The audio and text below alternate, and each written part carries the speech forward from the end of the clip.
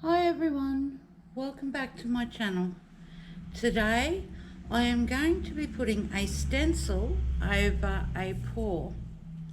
This is a pour I did a few days ago and it just is lacking a bit. So I thought about it and I thought I'm going to be using a mandala stencil.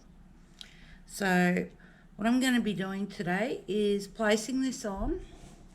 I'm going to be using some gel medium gloss and I'm going to be mixing some metallic treasure, which is a gold, into it and then putting it on for a bit of a textured effect on the canvas.